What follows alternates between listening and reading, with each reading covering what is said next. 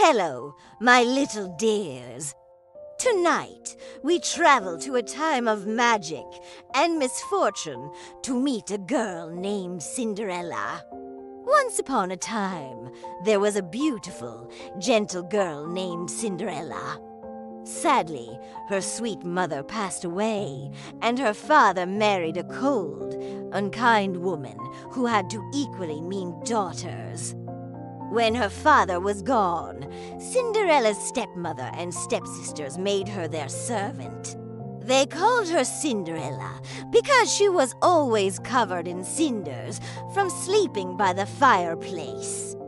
They dressed in silks, but she wore rags. They were lazy and mean, forcing Cinderella to scrub floors, wash clothes, and cook every meal. She was so lonely, but she never lost her gentle spirit, and she always found kindness in the little birds and mice who were her friends. One day, a huge, fancy invitation arrived. The prince was holding a magnificent royal ball, and every single young woman in the kingdom was invited. Cinderella's stepsisters, Drizella and Anastasia. Shrieked with excitement, they demanded that Cinderella sew their dresses, curl their hair, and polish their slippers until they shone. "Can I go too?" Cinderella asked softly.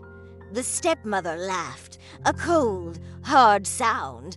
"You, in your rags, absolutely not." She piled more chores on Cinderella and left with her cruel daughters for the ball. Cinderella sank onto a chair and began to weep. "It's not fair," she cried. Suddenly, the kitchen filled with a shimmering, warm light. Standing there was a sweet, kindly woman with a wand, her fairy godmother. "Don't cry, my dear," the godmother said. "You shall go to the ball." With a swish of her wand, the godmother turned a pumpkin into a glistening carriage. Mice became horses. A worn dress turned into a spectacular gown that shimmered with silver and blue. And on Cinderella's feet, a pair of beautiful, sparkling glass slippers. But the godmother gave one strict warning. The magic will last only until the stroke of midnight. At the very last chime, everything returns to normal. Cinderella promised to be home before the magic vanished. And she rode off to the ball at the palace. Cinderella was the most beautiful person anyone had ever seen. The prince instantly fell in love with her. They danced every dance, and he never left her side. Cinderella was so happy she forgot all about the time. Suddenly, the clock began to chime.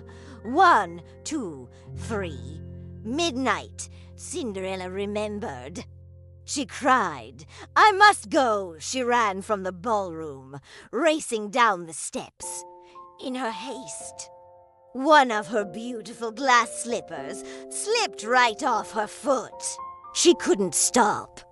She fled into the forest just as the last chime struck, and the magical carriage turned back into a pumpkin. The prince rushed out and found only the small, sparkling slipper on the steps.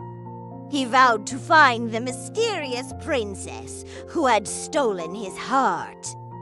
The next day, the prince traveled the entire kingdom, asking every maiden to try on the slipper. It was too big, too small, or simply wouldn't fit.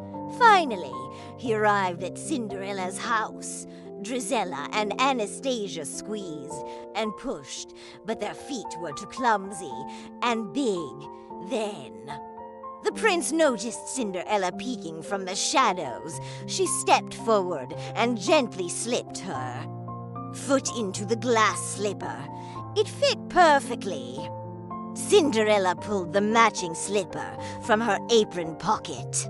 The prince realized she was his true love.